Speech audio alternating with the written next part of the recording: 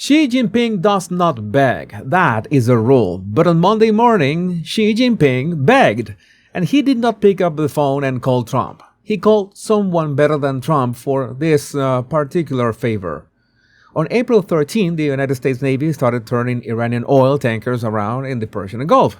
They did not sink them. They did not fire on them. They simply pulled up alongside, radioed the captain, and told him he was not going to his destination today. As of this morning, 31 of those ships have been turned around or sent back to port. At the same time, the Navy has been boarding sanctioned tankers in international waters and hauling them off to port.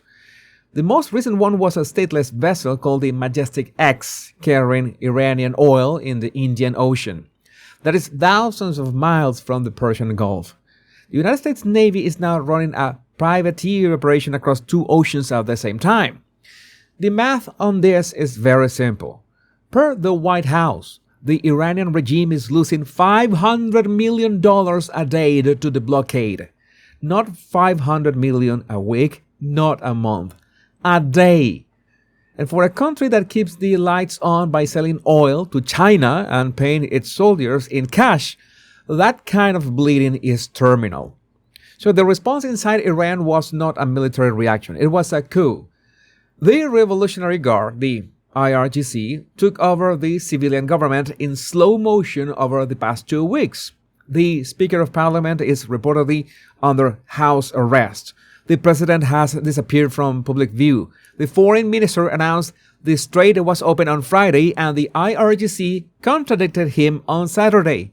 The generals are in charge now because the generals are the last people with anything to lose. So the response outside Iran was immediate. The Chinese Foreign Ministry called the American actions piracy. Analysts on the major networks warned that the blockade could not hold. Opinion pages in the international press described the United States as reckless, isolated, and overextended, and all of them made the same assumption. They assumed this kind of pressure could not last because the world would not let it last. For 8 weeks, the mainstream media has been running the same story on a loop. Trump has gone too far. The blockade is reckless. China is about to retaliate. The allies are furious. The global economy is one miscalculation away from collapse.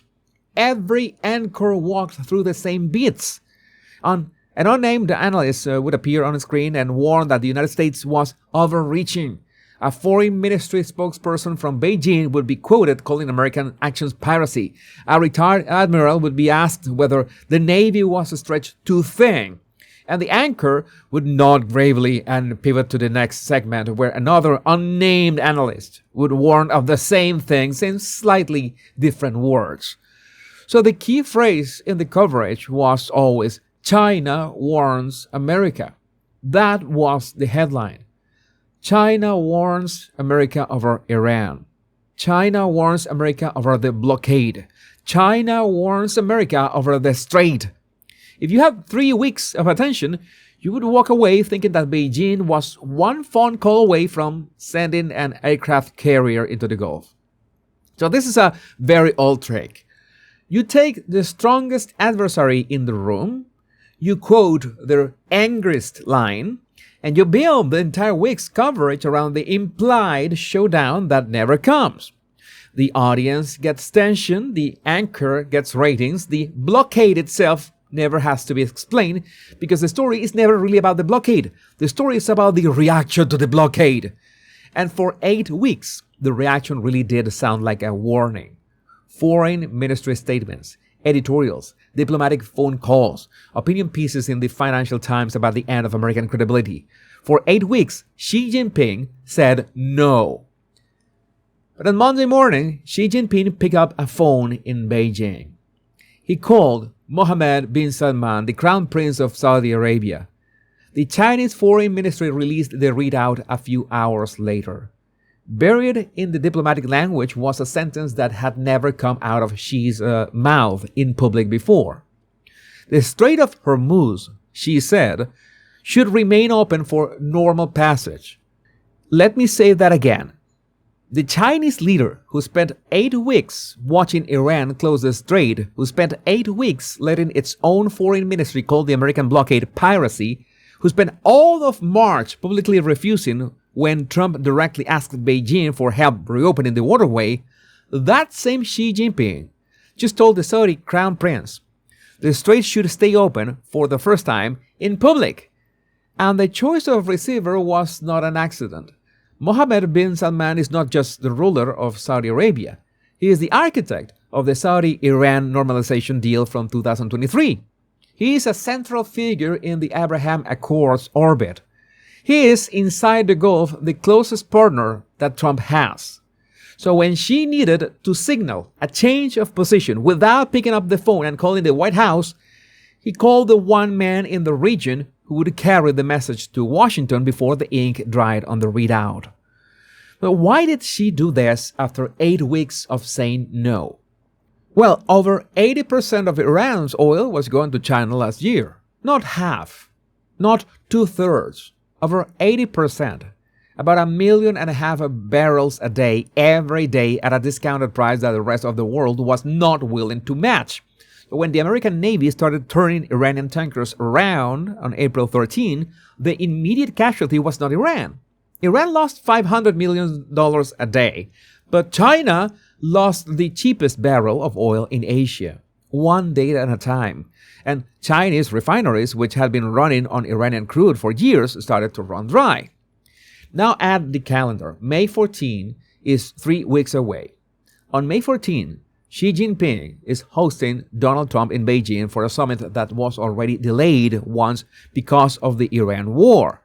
Xi cannot walk into that summit with his biggest oil supplier in chaos. His refineries depended on expensive Saudi crude and the price of everything in the Chinese economy being set by an American naval blockade that Beijing has been publicly calling piracy. That would be uncomfortable. So the summit is the biggest event on Xi's calendar this year. He cannot afford for it to be a humiliation. So Xi did the thing he never does in public. He folded. And he did it through a middleman who happens to kind of work for Trump. So the read from outside is clear. Even if the mainstream media does not want to say that loud, Beijing has accepted that Iran is not getting paid for the duration. Xi is asking for the Strait to reopen so that Saudi, Emirati, Kuwaiti, and Iraqi oil can move. That would help China. It does not help Iran because the American Navy is still seizing Iranian cargo specifically, regardless of what the Strait does. Iran can move tankers into the water all it wants. The tankers just do not reach a buyer. So, for example, in Venezuela, the country I come from, I have watched what happens when the man at the top of an authoritarian system realizes he is out of cards. The public statements do not change right away. The posture stays hard, but quietly, through back channels, the calls start going out to the one neighbor the regime used to treat with contempt. Victory stops being the goal. So a dignified exit becomes the goal, something that looks like anything other than surrender. So what I watched back home was a much smaller version of what she did on Monday. When the wiring comes apart, the phone call goes to the neighbor who can sell the clampdown as a favor. So Trump did not just corner Iran. Trump cornered Iran and China at the same time. And the tale is that Xi rotated his white flag through Riyadh. So the summit is in 3 weeks. Between now and May 14, watch 3 things. Pay attention to 3 things. Watch the Iranian missile stockpile because the IRGC is not going to give it up easily. And that is the one card they still have. Watch the Saudi response because Riyadh just got handed a diplomatic card it did not ask for. And watch what she says in public because the first climb down is never the last one. For my deeper analysis on geopolitics and markets, go check my blog, The Power Pundit. I can say things there that I can't say anywhere else. And make sure to share this video with your family and friends so they know what's really going on. My name is Jesus Enrique Rosas. I'm The Power Pundit. Much love and bliss.